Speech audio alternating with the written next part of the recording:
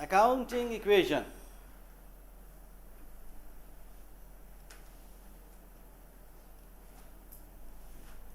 Left side is equal to the right hand side. ये होती है ना इक्वेशन. ओके, मीन्स अगर लेफ्ट साइड पे कुछ प्लस हो रहा है तो राइट साइड पर भी प्लस होगा तो इक्वेशन बराबर होगी. फॉलोड. अगर लेफ्ट साइड पर माइनस है तो राइट साइड पर भी माइनस होगा तो इक्वेशन की दोनों साइड्स बराबर होंगे. और अगर लेफ्ट साइड पर प्लस है तो लेफ्ट साइड पर ही माइनस हो तो इक्वेशन की दूसरी साइड पर ज़ीरो होगा तो ये बात बराबर समझी जाएगी. या फिर राइट साइड पर प्लस हो, राइट साइड पर ही माइनस हो और दूसरी साइड पर ज़ीरो हो तो इक्वेशन की दोनों साइड्स इक्वल समझी जाएंगी. ये चार ऑप्शंस जहन में रखिएगा जो कि इंतहाई लॉजिकल हैं. एग्रीड? वेल, अकाउंटिंग में भी एक इक्वेशन है, बड़ी बेसिक इक्वेशन है अकाउंटिंग की.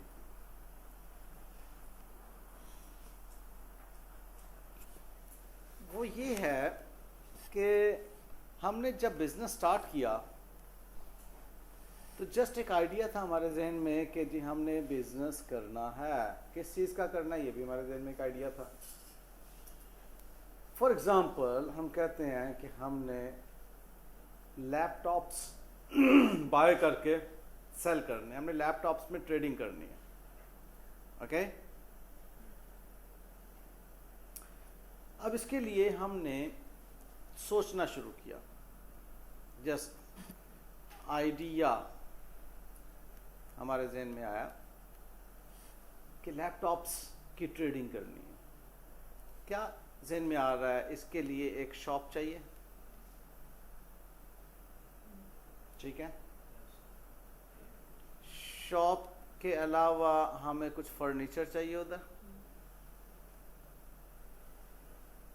ओके, हमें उससे मुतल्लक कुछ ऐसा इक्विपमेंट चाहिए जो कि कस्टमर आए उनको हम डिस्प्ले पर कोई चीज़ें दिखाएं. कुछ उधर हमें हो सकता है अपने यूज़ के लिए कुछ कंप्यूटर्स वगैरह चाहिए हों. कोई कैलकुलेशन करनी पड़ती है किसी कस्टमर के लिए, कोई कैलकुलेटर रिक्वायर्ड है. कुछ हमें कोई स्टेशनरी रिक्वायर्ड है. ठीक है, हमें कुछ थोड़ी सी वहाँ पर क्या कहना चाहिए, कबर्ड्स रिक्वायर्ड हैं. ठीक है, हमें इसके अलावा वहाँ पर कुछ थोड़ा डे टू डे एक्सपेंस करने के लिए, अच्छा इलेक्ट्रिक से मुतल्लक हमें कुछ सपोज एसी चाहिए है. ठीक है, कोई हीटर चाहिए है. हमें कुछ इस तरह की इन्वायरमेंट क्रिएट करनी है. कुछ हम सोचते हैं कि फौरी तौर पर तो जो हम ख़रीदेंगे माल उसके लिए हमें कुछ अच्छा एडवर्टीज़मेंट आपके लिए, एडवर्टीज़मेंट के लिए आपको एक्सपेंस करना है. जो आपने कंप्यूटर्स ख़रीदने हैं उसके लिए आपको कुछ थोड़ा सा बाइंग जो करनी है, बाइंग के लिए आपको कुछ थोड़ा सा चाहिए. बाइंग ऑफ लैपटॉप्स, जो आपने लैपटॉप्स में बिज़नेस कर रहे हैं उसके लिए आपको पैसे चाहिए हैं. ओके, फिर आप कहते हैं कि जी हमें स्टाफ सैलरीज़ के लिए कुछ पैसे चाहिए हैं. ठीक है, स्टाफ आपने रखना है, स्टाफ को आपने देने हैं पैसे. और कुछ आपके हो सकता है यूटिलिटी बिल्स के लिए आपको पैसे चाहिए हैं. तो ये सारी चीज़ें आपने जो एक आइडिया लगाया कि जी हमें एक बिज़नेस करना है ट्रेडिंग ऑफ लैपटॉप्स का, उसके लिए एक आपने एस्टिमेट किया कि हमें कोई लगभग 2 मिलियन रुपीस रिक्वायर्ड हैं।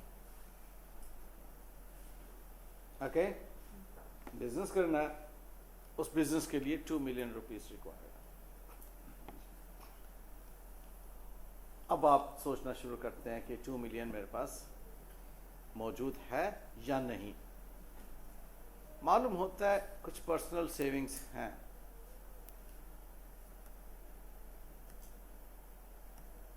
पर्सनल सेविंग्स आपको मालूम होता है कि आपके पास 1.5 मिलियन की पर्सनल सेविंग है। मालूम होता है कि 1.5 मिलियन की पर्सनल सेविंग्स हैं आपके पास। 500,000 आप कहते हैं कि अगर मुझे लोन मिल जाए, लोन फ्रॉम फैमिली, तो मैं 2 मिलियन में इस बिजनेस को स्टार्ट कर सकता हूं। Got it? वेल, कोई मुश्किल बात तो नहीं की अभी तक मैंने आपसे। एक आइडिया है टू डू बिजनेस। बिजनेस किस चीज का करना है? लैपटॉप्स की ट्रेडिंग। उसके लिए हमें कुछ shop, furniture, equipment, stationery, cupboard, कोई electricity, heating, lighting, advertising, laptop buy करने के लिए पैसे चाहिए, स्टाफ सैलरीज, यूटिलिटी बिल्स, ये कुछ बेसिक एक्सपेंडिचर जो है हमारा होगा, जिसके लिए वी एस्टिमेटेड कि जी 2 मिलियन स्पेंड होंगे। पर्सनल सेविंग्स देखी तो हमारे पास 1.5 मिलियन की हैं, और हमने अपने अजीज़ो अकरबा से जब बात की तो उन्होंने कहा कि ओके जी, वी कैन गिव यू 500,000। हमें बड़ी खुशी हुई। कारोबार शुरू करते हैं।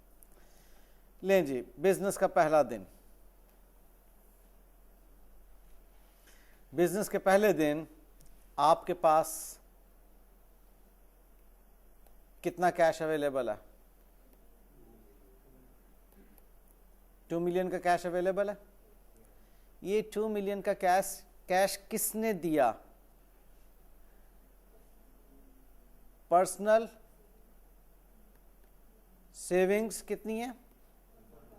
1.5 मिलियन की, और लोन कितना है? 500,000 का।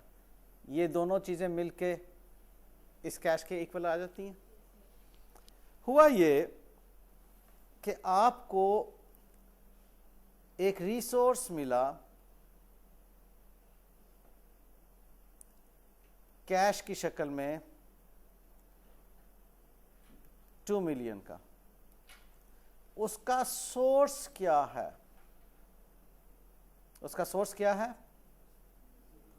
कैपिटल 1.5 मिलियन और लोन 500,000। आप सवाल कर सकते हैं मुझे कि सर ये जो सोर्स आप कह रहे हैं, इसमें आप कैपिटल और लोन को कैसे डिस्टिंक्ट कर रहे हैं? कैश की तो बात समझ आती है कि हमें कैश मिला, लोन की भी बात समझ आती है कि हमें लोन मिला। ये कैपिटल वाली बात समझ में नहीं आती, थोड़ा सा समझा दें। ओके, वेल, देखिए बेटे, आप अब अपने आप को ये एज्यूम करें कि अब आप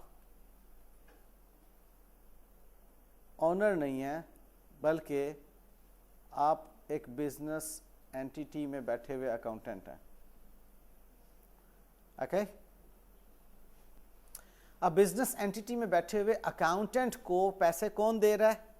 ऑनर और लेंडर। कौन पैसे दे रहा है? Honour and lender. लेंडर कौन होता है? जिसको आपने कुछ टाइम के बाद पैसे वापस करना होते हैं। ऑनर कौन होता है? जिसको आपने उसके दिए हुए पैसों पर प्रॉफिट अर्न करके प्रॉफिट में से हिस्सा देना होता है, उसके उससे लिए हुए पैसे वापस नहीं करने होते हैं।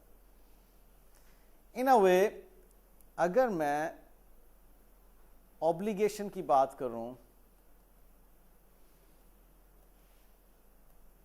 टू रीपे, रीपे का मतलब क्या है? वापसी, अदायगी। ओके, अगर मैं बात करूं ऑब्लिगेशन टू रीपे, तो आप मुझे बताएं कि क्या ऑनर को पैसे वापस करने की ऑब्लिगेशन इस बिजनेस के ऊपर है? नहीं। लेंडर को पैसे वापस करने की ऑब्लिगेशन इस बिजनेस पे है? यस। ये पॉइंट समझ में आता है? Obligation means the liability. Okay, तो यूं हमारे पास एक बेसिक इक्वेशन जो बनती है वो ये बनती है कि जो रिसोर्सेज हैं वो हमेशा इक्वल होंगे सोर्सेज के, और रिसोर्सेज जो हैं वो कहलाते हैं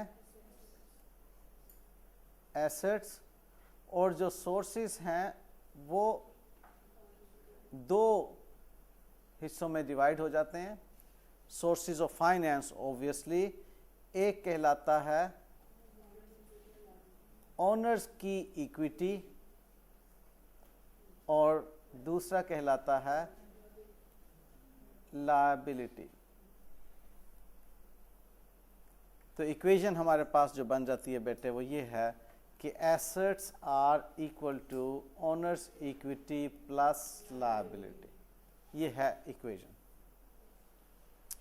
बात को फॉलो किया? Very good, very good. अब आप जब इसको देखेंगे तो आपको इंशाल्लाह समझ में बातें तमाम आएंगी। Basic accounting equation है resources are equal to the sources. Did we discuss this concept? Okay. और assets are equal to owners equity plus liabilities. ये बात भी अब समझ आ गई? इसके पीछे जो लॉजिक है ओनर और लेंडर वाली वो समझ आ गई? गुड। इनिशियली क्या होता है? 0 इज इक्वल टू 0 होता है। एक आइडिया है ना? वो जो अकाउंटेंट साहब बैठे हुए हैं, आप जो बैठे हुए हैं इस बिजनेस में अकाउंटेंट बन के, आपके पास तो 0 इज इक्वल टू 0 है, कुछ भी नहीं है। ऑनर ने एक आइडिया दिया और उस आइडिया से क्या हुआ? Subsequently increase in left side and also increase in right side हुई। वो जो इंक्रीज इन लेफ्ट साइड और इंक्रीज इन राइट साइड हुई थी, हमने ये देखा था कि हमें क्या मिला था? 2 मिलियन किससे? ओनर से 1.5 मिलियन का, और लायबिलिटी 500,000 की। तो यूं हमारी लेफ्ट साइड जो है वो राइट साइड के इक्वल हो गई थी। ओके, यहाँ तक बात समझ में भी आ जाती है, समझ आ गई, कोई मुश्किल नहीं लगा, आसानी से। Okay, well good. या फिर दोनों साइड पे डिक्रीज होगी। अब हम उसके सिनेरियोज देखेंगे, दोनों साइड पे डिक्रीज कैसे होती है, या फिर एक साइड पर इंक्रीज और उसी साइड पे डिक्रीज, या दूसरी साइड पर इंक्रीज और उसी साइड पे डिक्रीज भी हो सकती है।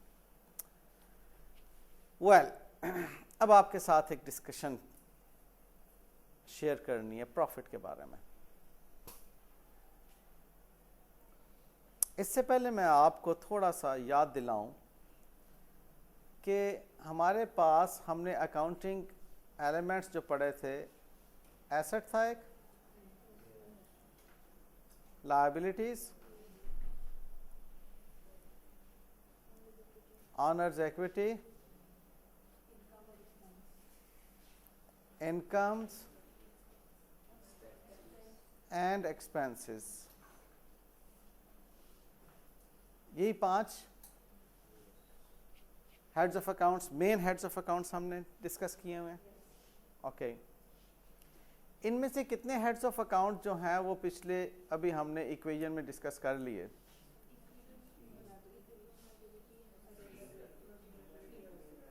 ये वाले हमने एक्सप्लेन कर लिए, ठीक है। और अभी इनकम्स और एक्सपेंसेस से मुतल्लिक बातचीत नहीं हुई।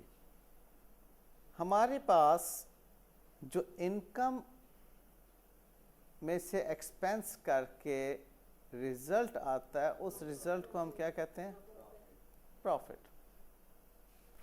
अब जो हमने लैपटॉप खरीदे हैं, उन लैपटॉप को सेल करना, आपने अगर लैपटॉप्स 1 मिलियन के बाय किए हैं तो 1 मिलियन का सेल करेंगे? कितने का सेल करेंगे?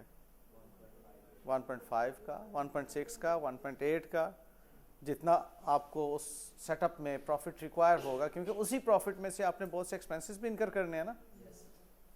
तो उन एक्सपेंसेस को मीट करने के बाद फिर आपके लिए भी तो कुछ प्रॉफिट बचना चाहिए ना, जो आपने इंजॉय करना है, बिजनेस आप कर रहे हैं, प्रॉफिट मिलना चाहिए आपको भी। तो आप एक मार्जिन डिसाइड करेंगे कि मुझे इतना मार्जिन रिक्वायर है।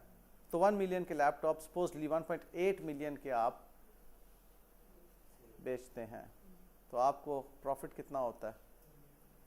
800,000 का या 0.8 मिलियन का। Got the point? अच्छा, ये प्रॉफिट जो है, अगेन आप कौन है? बिजनेस में बैठे हुए अकाउंटेंट हैं। आपने उस बिजनेस का प्रॉफिट कैलकुलेट किया, दैट इज 0.8 मिलियन। उस प्रॉफिट पे किसका हक है? वो जो प्रॉफिट है, क्या आपका हक है उस प्रॉफिट पे? आप कौन है? ये मैं बार बार याद दिलाता रहूंगा आपको, कहीं मालिक ना बन बैठना, ठीक है। जिस दिन आप उस बिजनेस के मालिक बन के अकाउंटिंग करने की कोशिश करेंगे, अकाउंटिंग गलत हो जाएगी। ओके, आप कौन है? उस बिजनेस के अकाउंटेंट। अब आपने जो प्रॉफिट कैलकुलेट किया 0.8 मिलियन का, वो 0.8 मिलियन का प्रॉफिट पे हक किसका? आपका, आपके दोस्त एम्प्लॉयज का, उस लेंडर का जिसने आपको पैसे दिए?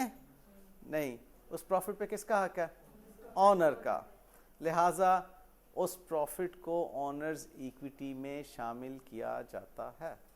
प्रॉफिट को ऑनर्स इक्विटी का हिस्सा समझा जाता है। एक ये बात ध्यान में रखें।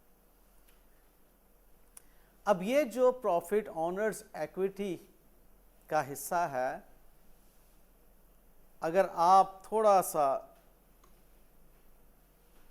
ध्यान में रखें तो हमने ऑनर्स इक्विटी को सोर्स में रखा, और सोर्स के बारे में मैंने कहा था सोर्स ऑफ फाइनेंस है।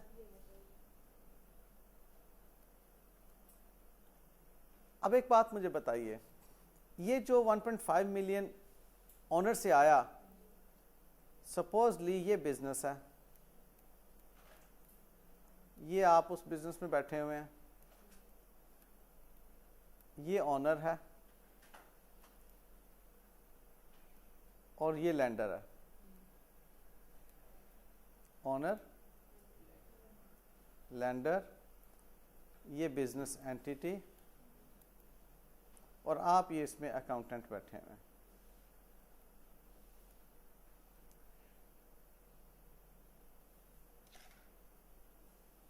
ओनर बिजनेस को 1.5 दे रहा है, एक्सटर्नल सोर्स है। लैंडर बिजनेस को 500 दे रहा है, एक्सटर्नल सोर्स है। ये दोनों क्या हैं? External sources of finance. Got the point? अब ये जो बिजनेस के अंदर इनकम्स में से एक्सपेंसेस लेस किए, तो बिजनेस के इनकम में से एक्सपेंस को लेस करके एक प्रॉफिट आया आपके पास। अब ये जो प्रॉफिट हुआ, अगर ये भी सोर्स ऑफ फाइनेंस है या ऑनर्स इक्विटी है, तो ये तो इंटरनल है ना। तो ये प्रॉफिट जो है ये इंटरनल सोर्स ऑफ फाइनेंस है, ये बात मैं समझाना चाह रहा हूं आपको।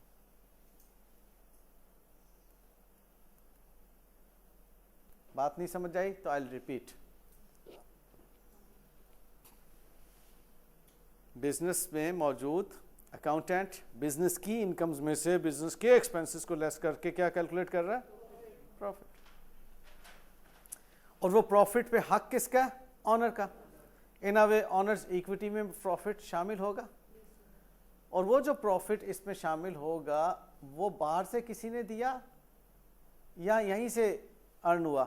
बिजनेस के अंदर से अर्न हुआ, लिहाजा प्रॉफिट को इंटरनल सोर्स ऑफ फाइनेंस कहेंगे। ये बात समझ में आती है? तो आगे देखिए, कहता है दो हेड्स रह गए थे अकाउंटिंग इक्वेशन में डिस्कस होने वाले एक्सपेंसेस और इनकम्स। उनको जब हमने डिस्कस किया तो उससे हमें प्रॉफिट या लॉस कैलकुलेट हुआ। ये बातें जो मैं आपसे डिस्कस कर चुका हूँ, यानी कि इनकम्स में से एक्सपेंस को लेस करेंगे। सपोजली आपकी इनकम अगर है, अभी हमने किया था 1.8 मिलियन की, और एक्सपेंस है 1 मिलियन का, तो प्रॉफिट कितना हमारे पास आ रहा था? 8 मिलियन का। ठीक है, 0.8 मिलियन का, सॉरी 800,000 का। तो ये आपके पास प्रॉफिट की फिगर जो आई, ये बिजनेस ने अर्न किया, तो इसको हम कहते हैं कि हमारा इंटरनल सोर्स ऑफ फाइनेंस है। Capital is the amount received from the owner of the entity. ये बात हम डिस्कस कर चुके हैं। So resources are financed by external and internal sources, ये बात भी हमने कर दी। एक्सटर्नल सोर्सेज होते हैं, इंटरनल होते हैं। एक्सटर्नल कौन होता है? Owner and lender. Internal source कौन सा है जी? Profit. Capital is the amount received from owner and profit and loss are treated in the owner's equity. ये भी बात हमने पढ़ ली, समझ ली, सीख ली। ओके, अब ये एक बात छोटी सी, एक नई टर्मिनोलॉजी जो आपके साथ मैं डिस्कस करने जा रहा हूँ। बिजनेस में प्रॉफिट हुआ 800 का। ओनर कहता है कि भाई ये ओनर अंकल हैं, ओनर अंकल कहते हैं जी मुझे इसमें से हिस्सा दो, मैंने अपना घर चलाना है।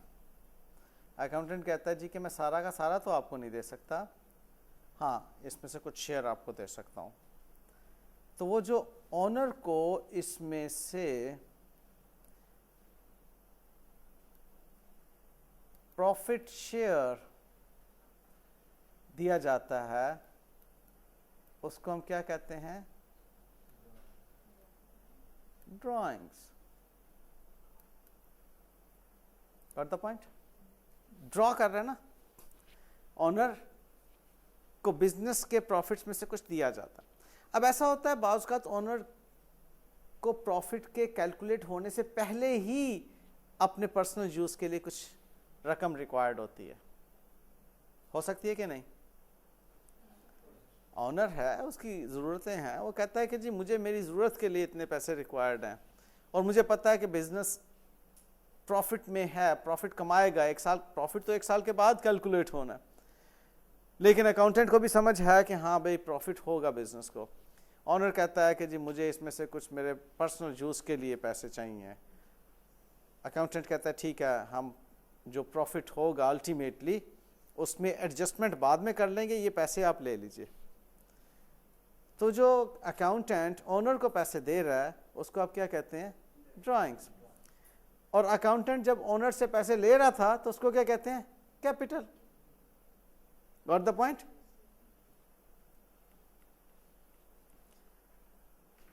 Drawing is the amount that is paid to owner of the entity against expected profit, जो कि फ्यूचर में होंगे। फॉलो किया बात को?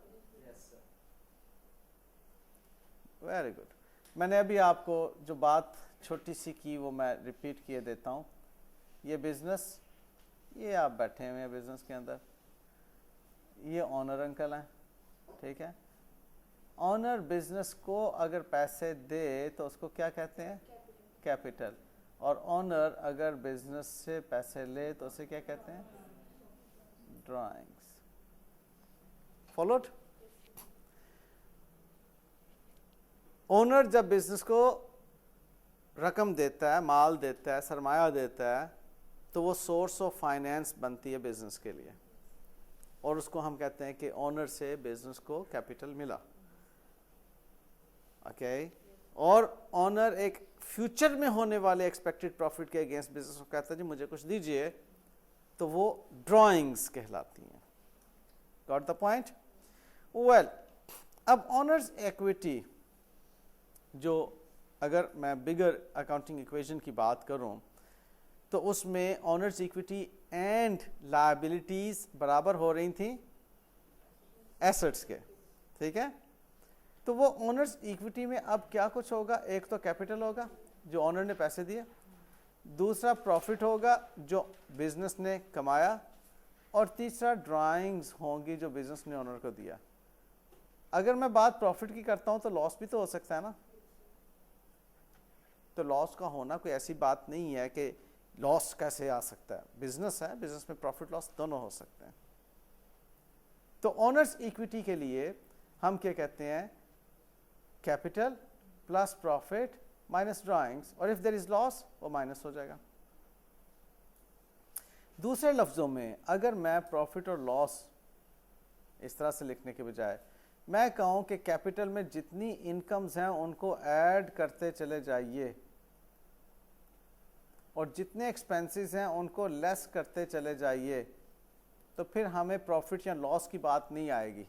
फिर ऑटोमेटिकली, जैसे हमारे इस एग्जांपल में 1.8 मिलियन की इनकम थी और 1 मिलियन के एक्सपेंसेस थे, तो ऑटोमेटिकली अगर 1.8 ऐड हो रहा है और 1 मिलियन लेस हो रहा है तो ऑटोमेटिकली इसमें 800 ऐड हो जाएगा ना, फिर हमें दोबारा 800 तो ऐड करने की जरूरत नहीं है। अब ये तो नहीं आप कहेंगे ना सर आपने प्रॉफिट तो ऐड ही नहीं किया। अगर मैंने 1800 ऐड करके 1000 लेस कर दिया है तो 800 तो ऑटोमेटिकली ऐड हो गया उसके अंदर। और सपोजली अगर सिनेरियो ये होता कि मेरे इनकम जो है वो सपोजली 1.8 मिलियन ही होती, लेकिन मेरे एक्सपेंसेस जो हैं वो 2 मिलियन के होते, तो बताओ ऑटोमेटिकली 200 का लॉस इसमें से लेस नहीं हो गया था? तो मुझे फिर अलग से 200 का लॉस लेस करने की ज़रूरत तो नहीं है ना। या तो आप प्रॉफिट और लॉस को अलग से कैलकुलेट करें और सिर्फ प्रॉफिट और लॉस की फिगर को उसमें प्लस या माइनस करें, सिर्फ प्रॉफिट और लॉस की फिगर को प्लस या माइनस करें, या फिर आप इनकम्स को कैपिटल में ऐड करना शुरू कर दें, एक्सपेंसेस को कैपिटल में से लेस करना शुरू कर दें, तो फिर आपको प्रॉफिट या लॉस के ऊपर बॉदर करने की ज़रूरत नहीं रहेगी। Got the point? Great. Important tips to remember, ITTRs, resources are equal to the sources. Initially the equation is 0 is equal to 0. Here, owner brings personal resources in the business as a source of finance, which is known as capital. Sources are invested by external investors as well as generated through the internal profits. Okay accounting में अभी जो हम बातचीत कर रहे हैं वो इंतहाई बेसिक बात कर रहे हैं कि कुछ फाइनेंशियल इंफॉर्मेशन होती हैं, उन फाइनेंशियल इंफॉर्मेशन को हमने किस तरह से रिकॉर्ड करना है। उसकी रिकॉर्ड करने में सबसे पहली एक इम्पॉर्टेंट बात आती है अकाउंटिंग इक्वेशन को अंडरस्टैंड करना। तो ये वर्क एग्जांपल इस वक्त आपके सामने डिस्कस होगी, जिसमें हम देखेंगे डिफरेंट फाइनेंशियल इंफॉर्मेशन को किस तरह से अकाउंटिंग इक्वेशन में प्रोसेस किया जा रहा है। So please be attentive. Transaction number 1, Henry started business. अब वो जो हमारे ओनर अंकल है उनका नाम क्या है? हेनरी। स्टार्टेड बिजनेस, उस बिजनेस का नाम क्या है? Micrologics, by introducing capital of 45,000 rupees in cash. तो हमारे पास जो अकाउंटिंग इक्वेशन आती है, ये हेनरी अंकल आ रहे हैं, ठीक है। हेनरी अंकल ने बैग क्या उठाया हुआ है, इसमें क्या है? ओके, वो बिजनेस को कैश देने आ रहे हैं। ओके, तो हमारी इक्वेशन क्या बन रही है? Basically assets are equal to the owner's equity plus liability. ये इक्वेशन हमने अभी पढ़ी। हमारे पास एक एसेट है कैश। अगेन आप अपने आप को कहां पर रख रहे हैं? इस फ्रेम में मौजूद ये अकाउंटेंट बैठे हुए हैं, ठीक है। आपके पास हेनरी अंकल ने कैश दिया, कितना आया? अब वो 45,000 कैश जो है किसने दिया? हेनरी ने। आपने कैपिटल के तौर पर भी इक्वेशन में लिखना है और कैश के तौर पर भी इक्वेशन में लिखना है। स्टूडेंट कहते हैं कि सर ये 2 मरतबा क्यों लिख रहे हैं? हम ये इसलिए लिख रहे हैं कि हमें पता चले कि जो रिसोर्स है इसका सोर्स क्या है। सोर्स या इंटरनल होगा या एक्सटर्नल होगा, बताया? कैपिटल और लायबिलिटी दोनों एक्सटर्नल सोर्स हैं, और कैपिटल में जो प्रॉफिट आएगा तो वो इंटरनल सोर्स होगा और उसके अगेंस्ट हमारे रिसोर्सेज बन रहे होंगे। तो गेम आपने रिसोर्सेज और सोर्सेज के तहत देखनी है कि क्या है। ओके तो इसकी एक्सप्लेनेशन ये है कि Henry is the sole owner of the business Micrologic, ठीक है। और माइक्रोलॉजिक जो है वो सोल प्रोप्राइटरशिप है, सोल ट्रेडरशिप या सोल प्रोप्राइटरशिप बिजनेस है।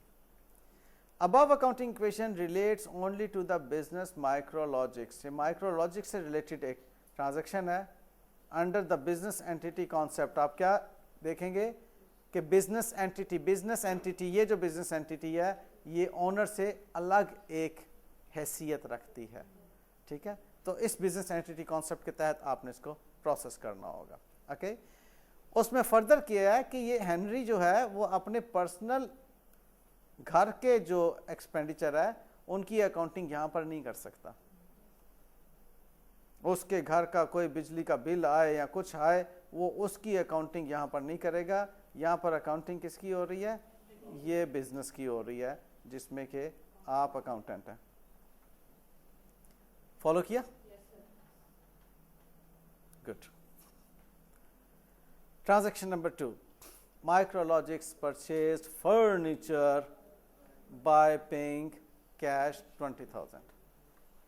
अब कैश जो रिसोर्स है वो कम होगा या ज्यादा होगा? कैश रिसोर्स जो आपको मिला था 45,000 वो 20,000 से अब कम होगा या ज्यादा होगा? रिड्यूस करेगा। आपने कैश पे किया, उसके अगेंस्ट आपने फर्नीचर ले लिया, तो इसी साइड पर इंक्रीज है और इसी साइड पर डिक्रीज है। इक्वेशन की दूसरी साइड पर कोई फर्क नहीं पड़ा। तो आपकी इक्वेशन टैली हो गई कि नहीं? ये अब आपके पास कैश जो है 25 का है और 20 का आपके पास फर्नीचर है, मिलकर ओनर्स इक्विटी। आप इसको इस तरह भी कह सकते हैं कि जो हमें ओनर से सोर्स ऑफ फाइनेंस मिली थी 45,000 की, उसके अगेंस्ट हमारे पास 25,000 के कैश है और 20,000 के फर्नीचर है। 2 एसेट्स हैं हमारे पास इस वक्त। Easy, clear, good. Transaction number 3, Micrologics purchased a computer for 28,000। अब 28,000 का वो क्या ले रहा है जी? कंप्यूटर ले रहा है। आपके फौरन जेन में आएगा सर जेब में तो पैसे 25,000 थे, आया जेन में? नहीं आया तो देख लें, पीछे आए। जेब में कितना कैश है? तो आप 28,000 का कंप्यूटर खरीदने जा रहे हैं, खैर तो है। आप कह रहे हैं सर देखें तो सही क्या होने लगा, चलो देख लेते हैं। 25,000 का जो कंप्यूटर 28,000 का जो कंप्यूटर खरीद रहे हैं आप, 8,000 आप उसका कैश में दे रहे हैं और 20,000 आप सप्लायर के साथ क्रेडिट कर रहे हैं। प्रोमिसरी नोट, आपने एक प्रॉमिस कर लिया कि मैं 20,000 आपको फ्यूचर में पे करूंगा। आपकी लोग ऑब्लिगेशन बन गई, लायबिलिटी आ गई आपके ज़हन में, ठीक है। एक किस्म का ये 20,000 का आप पे लोन आया, एक्सटर्नल सोर्स ऑफ फाइनेंस बना। एक्सटर्नली एक सप्लायर ऑफ द कंप्यूटर, एक सप्लाई कंपनी ने वो कंप्यूटर आपको जब दिया तो उसने कहा कि ठीक है 8,000 तो अभी दे दें, 20,000 जो है वो आप समझे कि हमारी तरफ से आपको ये सोर्स ऑफ फाइनेंस है, बाद में पैसे दे दीजिएगा। लेकिन आपके रिसोर्सेज में कंप्यूटर 28,000 से इंक्रीज कर गया, कैश में 8,000 की डिक्रीज आएगी। इक्वेशन बराबर नहीं होती अगर आपका इधर 28 के साथ प्लस है, 8 से माइनस है, तो इक्वेशन बराबर नहीं होती।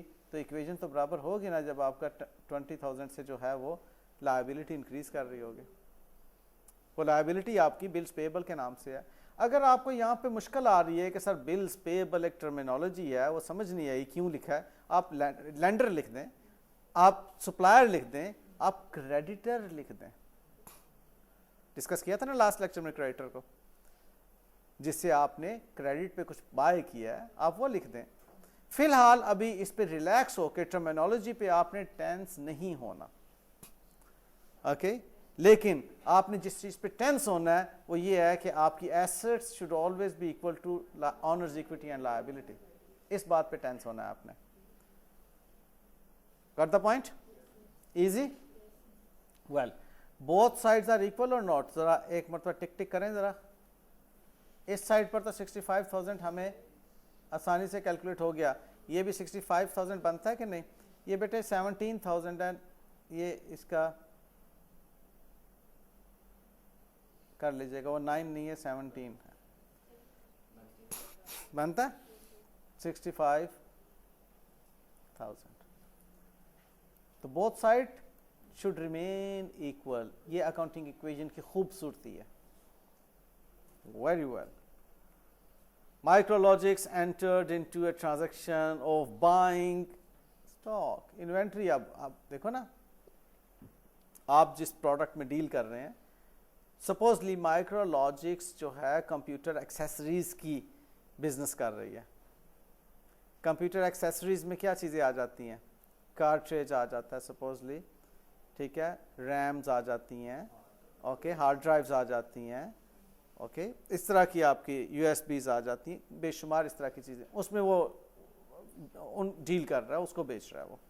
तो उसने वो चीज़ें जो हैं वो ख़रीदी 1350 की, एंड एग्री टू पे the supplier in near future. Cash transaction है कि क्रेडिट ट्रांजैक्शन है? क्रेडिट ट्रांजैक्शन है। ओके, देख लेते हैं क्या हुआ।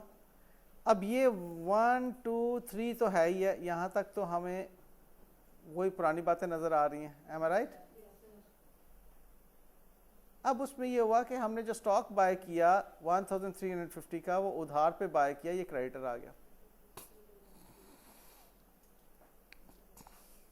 फॉलोड? दोनों साइड्स इक्वल। इधर क्या बनता है? 66,350, तो इधर भी देख लीजिए 66,350 ही बना। Both sides are equal. Very good. ये उन्होंने एग्री किया कि जनाब बाद में पैसे दे दूंगा, हंसी खुशी। Okay. During its first month of operations, Micrologics provided services to customers. अब किसी ने कंप्यूटर रिपेयर करवाना था, माइक्रोलॉजिक्स को कॉल की, जनाब आप कंप्यूटर रिपेयर करते हैं? आप कहते हैं यस, हम कंप्यूटर भी रिपेयर करते हैं। तो 7500 जो है कंप्यूटर रिपेयर करने की फीस कैश में मिली। अब जरा सोच के जवाब दीजिएगा। कैश तो आपको नजर आ रहा है कि इंक्रीज हुआ। ऑनर्स इक्विटी कैसे इंक्रीज हुई? क्योंकि ये इनकम, कैपिटल नहीं है। ऑनर से पैसे नहीं आ रहे, कस्टमर को आपने सर्विसेज सेल की हैं, इनकम हुई है, इनकम जनरेट की है उस बिजनेस से, तो internally generated source of finance है। मैंने आपको अभी थोड़ी देर पहले बताया था ना कि इनकम्स जो हैं वो आपके ऑनर्स इक्विटी में ऐड करेंगे और एक्सपेंसेस ऑनर्स इक्विटी में से लेस करेंगे। हकीकत में हम प्रॉफिट को ऐड कर रहे हैं और लॉस को लेस कर रहे हैं, लेकिन प्रॉफिट और लॉस तो बाद में कहीं जाके कैलकुलेट होना है, तो हम उससे पहले इनकम्स को ऐड करना शुरू कर देते हैं, एक्सपेंसेस को लेस करना शुरू कर देते हैं ऑनर्स इक्विटी में, ताकि अल्टीमेट एंड रिजल्ट करेक्ट आए। फॉलोड? देखिए ये रिपेयर कर रहा है, सही रिपेयर कर रहा है, हैं? कोशिश तो कर रहा है। गुड। तो ये जनाब 7500 का कैश रिसीव हुआ और ये आपको प्रॉफिट हुआ ऑनर इक्विटी के अंडर, आपने उसको ऐड कर दिया। ठीक है, ये ऑनर्स इक्विटी के लिए मैंने 2 कॉलम अलग से बना दिए ताकि आपको कैपिटल से ना कंफ्यूजन हो कि डायरेक्ट कैपिटल में क्यों ऐड हो रहा है, ये कैपिटल तो नहीं रिसीव हुआ, प्रॉफिट है, तो प्रॉफिट का मैंने कैपिटल के साथ एक कॉलम ऐड कर दिया। अब इनकम्स और इनकम्स इसमें ऐड कर दूंगा और एक्सपेंस इसमें से लेस कर दूंगा, तो ये मेरी जो होगी प्रॉफिट की फिगर आ जाएगी। Got it? Good. अब for Micrologics the expenses paid during the month were, वो लंबी लिस्ट पाई, वेजेस, रेंट, सैलरीज, ओई शाबाश, 4 एक्सपेंसेस हमने दिए हैं जनाब। महीना गुजर गया ना, उस महीने में हमने अगर अर्निंग की है तो कुछ हमने जो स्टाफ रखा हुआ था उसको वेजेस भी तो दिए होंगे, उस शॉप का रेंट भी तो दिया होगा, कोई बिजली का बिल भी तो होगा, कुछ और मुतफर्रक किस्म के एक्सपेंडिचर्स होंगे, miscellaneous expenses, different types of expenses, जिसमें कि एंटरटेनमेंट आ सकती है, जिसमें स्वीपर आता है, उससे आप शॉप की सफाई करवाते हैं। ठीक है, इस तरह के कुछ छोटे मोटे एक्सपेंसेस आपके उस महीने के जो हैं वो आपने किए। अब ये एक्सपेंस है, प्रॉफिट्स को इंक्रीज कर रहा है या प्रॉफिट्स को डिक्रीज करेगा? डिक्रीज करेगा। दूसरी तरफ आपने पे किया है, is this a cash transaction और credit transaction? Cash. Last lecture में डिस्कस किया था हमने कि पे जो कर रहे हैं हम कैश में कर रहे हैं। ओके, तो ये बेटे कैश आपने 3000, इसका आप टोटल कीजिएगा, देखें 3650 ही आता है। ठीक है, 3650 ये जनाब आपने एक्सपेंस लिखे। अब आप एहतियाती तौर पे लेफ्ट साइड का और राइट साइड का टोटल करें तो आपके पास बोथ साइड्स इक्वल हैं। Micrologics paid 950 to its creditors during the month. Creditor से कुछ उधार पे चीज़ें खरीदी हुई थी, अब उसने क्या किया, 950 पे कर दिया उन्हें। अब ये क्रेडिटर थे आपके 1350 के, 950 आपने पे कर दिया, उसे 400 रह गया। वो 950 जो पे किया कैश में किया ना, पेड, तो कैश ही होगा ना। फॉलोड? तो एक तो आपके अकाउंट्स पेएबल जो है रिड्यूस हो गए, आपकी लायबिलिटी से जान छूट गई। आपकी लायबिलिटी थी 1350 की, 900 पे किया तो लायबिलिटी रह गई 400 की। ज़रा आप देख लीजिए कि आपकी दोनों साइड्स इक्वल है।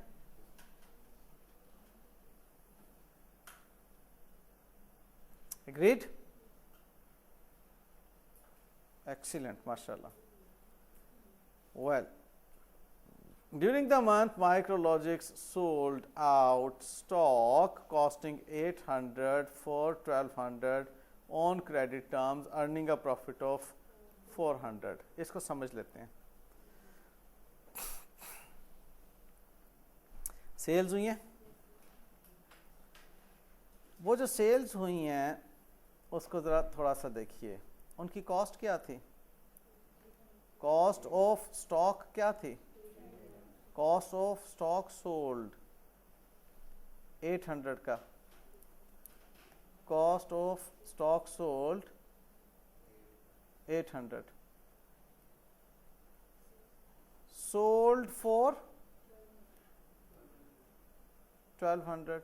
अब आप मुझे खुद बताइए, अगर 1200 का स्टॉक आपका सेल होता है तो प्रॉफिट कितना होता है? 400 का प्रॉफिट होता है। एक बात ये। दूसरी बात आप मुझे ये बताइए, profit source of owners equity है, यस और नो? प्रॉफिट हमने ऐड करना है ना उसमें। ओके, 800 की हमारी इन्वेंट्री जो एसेट पड़े हुए थे, देखो पिछली वाली स्लाइड दिखाता हूँ आपको मैं। ये हमारे पास स्टॉक कितना पड़ा हुआ है? 1350 का। ये 1350 का जो स्टॉक है, ये 1350 के स्टॉक में से आपने 800 का स्टॉक 1200 में सेल किया, प्रॉफिट होगा, स्टॉक में कमी होगी। Got it? और वो 1200 का स्टॉक जो आपने सेल किया है, क्या आपको कैश रिसीव हो गया या रिसीवेबल है? अभी देखो जरा, दोबारा पढ़ लो, क्या कह रहा है? क्रेडिट टर्म्स, पैसे अभी देगा, फ्यूचर में आपने उससे पैसे लेने हैं। मैंने लास्ट लेक्चर में डिस्कस किया था कि ये हमें एसेट की कैटेगरी में नजर आता है। अगर फ्यूचर में आपने उसके पैसे देने हो तो लायबिलिटी की कैटेगरी में जाता है, अगर फ्यूचर में आपने उससे पैसे लेने हो तो ये एसेट की कैटेगरी में आता है। फॉलोड? वेल, अब इस ट्रांजैक्शन को देखिए बेटे, आपके पास 800 के स्टॉक में डिक्रीज है, आपने फ्यूचर में जिससे पैसे लेने वो आपका अकाउंट्स रिसीवेबल है, अकाउंट्स रिसीवेबल इंक्रीज हो रहे हैं और आपका स्टॉक डिक्रीज हो रहा है, और 400 से आपके प्रॉफिट्स जो हैं वो इंक्रीज हो रहे हैं। बस इन तीन जगहों पे देखो क्या इक्वेशन टैली हो जाती है इन तीनों से। इस साइड पर आपके 1200 प्लस और 800 माइनस है, तो 400 का इंपैक्ट आया और यहाँ पे 400 का इंपैक्ट आ गया। फॉलोड? असल में इसके अंदर दो ट्रांजैक्शंस हैं। एक क्या है कि आपने 1200 जो लेना है वो आपकी इनकम है, 1200 की इनकम है ना, तो इनकम जो है प्रॉफिट्स में ऐड होती है, और ये पैसे लेने ये आपके एसेट है। एक तो इसकी इक्वेशन आइटम ये, दूसरा ये कि जो 800 आपका स्टॉक में कमी हो रही है वो असल में आपका एक्सपेंस है, वो अब आपका एक्सपेंस हो गया। अब देखो ना, 800 के कॉस्ट ऑफ इन्वेंट्री को आप 1200 में बेच रहे हैं, तो 800 की कॉस्ट ऑफ इन्वेंट्री कंज्यूम हो गई तो एक्सपेंस बन गई। इन्वेंट्री जब कंज्यूम होती है तो क्या बनती है? एक्सपेंस। अब वो कितने की बिकी? 1200 की। तो आप यहां पर 1200 को प्लस करके 800 को माइनस कर रहे हैं या डायरेक्टली 400 प्लस कर दें, बात तो एक ही है ना बेटे। और ये 1200 हमने उसी तरह से लिखा और ये 800 उसी तरह से माइनस किया, इसमें कोई इशू नहीं है, ये बस आपको समझना है। फॉलोड? थोड़ा सा मुश्किल लगा होगा लेकिन कोई बात नहीं, प्रैक्टिस से ठीक हो जाएगा। At the end of month Henry withdrew 2000 cash from the business for personal use. इसके बारे में हमने क्या कहा था? ड्राइंग्स हैं, ड्राइंग्स ओनर्स इक्विटी में रिड्यूस होती हैं, रिडक्शन होती हैं। तो आइए देखते हैं, ये है, आई शाबाश, हेनरी आ गया है, अब पैसे कैश में लेकर जा रहा, ब्रीफ केस में लेकर जा रहा वापस, शाबाश, गुड। ये जनाब हेनरी अंकल ने 2000 कैश बैग में डाला और ले गए, तो जो एक्सपेक्टेड प्रॉफिट था उसमें,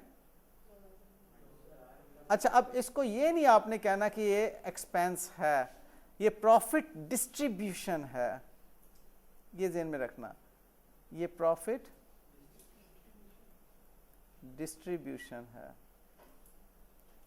तो ये प्रॉफिट के कैलकुलेट होने के बाद आप प्रॉफिट को डिस्ट्रीब्यूट करते हैं, इसलिए मैंने प्रॉफिट के कॉलम में इसको लिखा।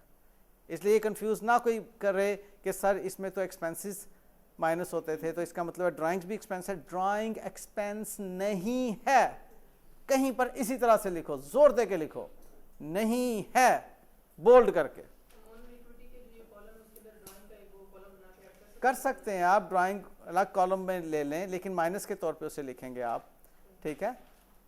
ड्राइंग्स एक्सपेंस नहीं है, ये प्रॉफिट डिस्ट्रीब्यूशन है, ओके, ग्रेट, माशाल्लाह। अब जनाब कुछ इंपॉर्टेंट टिप्स हैं जो कि हमें याद रखनी है। Each transaction brings a change in accounting equation, ये बात ध्यान में रखना। अकाउंटिंग इक्वेशन में ट्रांजैक्शन की वजह से चेंज आती है, वो चेंज जो है वो चेंज प्लस भी हो सकती है और माइनस की चेंज भी हो सकती है, ठीक है। अच्छा, incomes earned cause increase in the balance of owners equity, okay, ये बात भी समझ में आ गई, ओके। एक्सपेंसेस इनकर्ड जो होते हैं वो कॉज करते हैं decrease in the balance of owners equity, ये बात भी याद होगी हमें, वंडरफुल। मुश्किल लगी है accounting equation, good. Increase in resources, resources क्या होते हैं? एसेट्स, एज एन अकाउंटेंट हमेशा जब भी कोई कहे रिसोर्सेज कितने हैं तो आप फ़ौरन क्या कहेंगे, एसेट्स कितने हैं। Increase in resources may result because of increase in sources, owners equity या लायबिलिटी, और decrease in an other resource. जैसे कि आपके फर्नीचर आपने ख़रीदा था कैश देकर, तो फर्नीचर रिसोर्स जो है वो इंक्रीज हो रहा था और कैश रिसोर्स डिक्रीज हो रहा था, ठीक है ना। ऐसा वो कह रहा है मुमकिन है कि एक रिसोर्स इंक्रीज हो रहा हो और दूसरा रिसोर्स डिक्रीज हो रहा हो। आपने कंप्यूटर ख़रीदा था, कैश दिया था, तो कंप्यूटर रिसोर्स एसेट्स में इंक्रीज हो रहा था और कैश रिसोर्स एसेट में डिक्रीज हो रहा था। फॉलोड? ले जनाब, इससे आगे एक प्रैक्टिस आएगी आपकी, गुड्स परचेज ऑन क्रेडिट। इसमें क्या इंक्रीज और क्या डिक्रीज का इम्पैक्ट होगा वो आप देखेंगे, ठीक है। दोनों साइड्स इंक्रीज हो सकती हैं, दोनों साइड्स डिक्रीज हो सकती हैं, एक ही साइड पे इंक्रीज या डिक्रीज हो सकता है, दूसरी साइड पे भी इंक्रीज या डिक्रीज हो सकता है।